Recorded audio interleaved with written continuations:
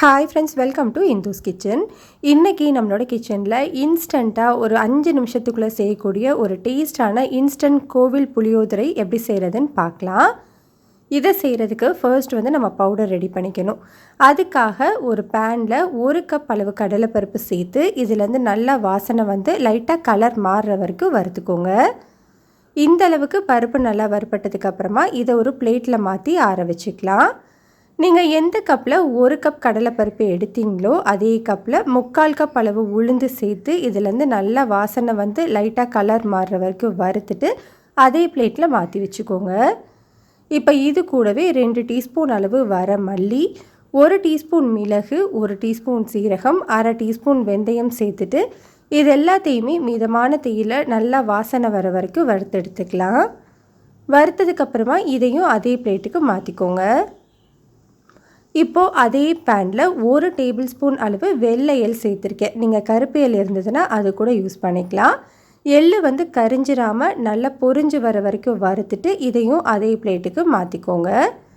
இப்போது காரத்துக்கு நான் ஒரு 12 வரமிளகாய் சேர்த்துருக்கேன். உங்களோட காரத்துக்கு ஏற்ற மாதிரி மிளகாயோட அளவை எடுத்துக்கோங்க. மிளகாய் நல்லா சூடு ஏறுற வரைக்கும் வறுத்துட்டு இதையும் அதே பிளேட்டுக்கு மாற்றிக்கலாம். இப்போ இது கூடவே ஒரு 1/2 கைப்பிடி அளவு கருவேப்பிலை சேர்த்துட்டு இந்த கருவேப்பிலை நல்லா மொறுன்னு வர வரைக்கும் வறுத்துட்டு அதே பிளேட்டுக்கு மாற்றிக்கலாம். இப்போ இது கூட ஒரு சின்ன துண்டு பெருங்காய கட்டியை சின்னதாக உடைச்சிட்டு சேர்த்துருக்கேன்.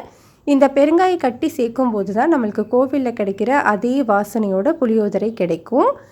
இந்த பெருங்காய கட்டி எல்லாமே நல்லா பொரிஞ்சு வர வரைக்கும் வறுத்துட்டு இதையும் அதே பிளேட்டுக்கு மாற்றிக்கலாம். இப்போ இந்த மிக்ஸுக்கு தேவையான அளவு உப்பு, 1 டேபிள் ஸ்பூன் கல்லுப்பு சேர்த்துட்டு இதோட ஈரப்பதம் எல்லாமே போகிற வரைக்கும் வறுத்துட்டு இதையும் அதே பிளேட்டுக்கு மாற்றிக்கோங்க.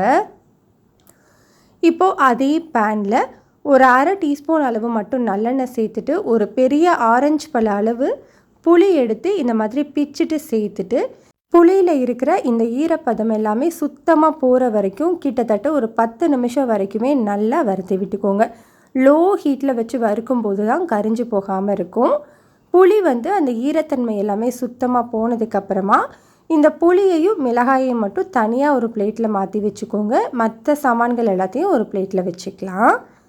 இப்போ இதெல்லாமே நல்லா ஆறட்டும். ஆறினதுக்கப்புறமா மிக்ஸி ஜாரில் ஃபஸ்ட்டு மிளகாயையும் நம்ம வறுத்த புளியையும் மட்டும் சேர்த்து பல்ஸ் மோடில் விட்டு அடித்து எடுத்துக்கோங்க.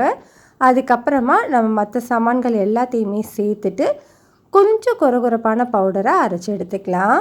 பாருங்கள், நம்மளுக்கு சூப்பரான புளியோதரை இன்ஸ்டன்ட் மிக்ஸ் ரெடி ஆகிடுச்சு. இந்த பவுடரை நீங்கள் 3 மாதம் வரைக்கும் ஃப்ரிட்ஜில் வச்சு ஸ்டோர் பண்ணிக்கலாம், கெட்டு போகாது.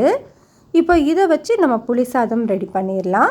அதுக்காக ஒரு பேனில் 2 டேபிள் ஸ்பூன் நல்லெண்ணெய் சூடுபடுத்திட்டு 1/2 டீஸ்பூன் கடுகு, 1/2 டீஸ்பூன் உளுந்து, 1 டீஸ்பூன் கடலைப்பருப்பு, கொஞ்சமாக வேர்க்கடலை, கூடவே கொஞ்சமாக முந்திரி, 2 வரமிளகாய் இதெல்லாமே சேர்த்து நல்லா பொரியிற வரைக்கும் வறுத்துக்கோங்க. இதெல்லாமே நல்லா செவந்து வறுப்பட்டதுக்கு அப்புறமா இது கூட ஸ்டவ்வை லோ ஹீட்டில் வச்சுட்டு ஒரு 1/4 டீஸ்பூன் அளவு மட்டும் மஞ்சள் தூள் சேர்த்துக்கோங்க. ஸ்டவ்வை லோ ஹீட்டில் வச்சுட்டு தான் சேர்க்கணும், அப்போ தான் கரிஞ்சு போகாமல் இருக்கும். கொஞ்சமாக கருவேப்பிலை சேர்த்து தாளித்ததுக்கப்புறமா நான் ஒரு 2 கப் சாதம் வடித்தது எடுத்து வச்சுருக்கேன். அதை நம்ம சேர்த்துட்டு இது கூட ஒரு 2 டேபிள் ஸ்பூன் அளவு நம்ம ரெடி பண்ண இன்ஸ்டன்ட் புளியோதரை மிக்ஸ் சேர்த்து நல்லா மிக்ஸ் பண்ணி விட்டுட்டு ஸ்டவ் ஆஃப் பண்ணிக்கோங்க. அவ்வளோதான், நம்மளுக்கு சூப்பரான இன்ஸ்டன்ட் கோவில் புளியோதரை ரெடி ஆகிடுச்சு. கட்டாயம் இதை நீங்கள் ட்ரை பண்ணி பாருங்கள். டேஸ்ட் கோவிலில் கொடுக்குற மாதிரியே இருக்கும். இந்த ரெசிபி உங்களுக்கு பிடிச்சிருந்ததுன்னா லைக், ஷேர், சப்ஸ்கிரைப் பண்ணிக்கோங்க. கூடவே பெல் பட்டனை கிளிக் பண்ணி ஆளுங்கிற பட்டனை கிளிக்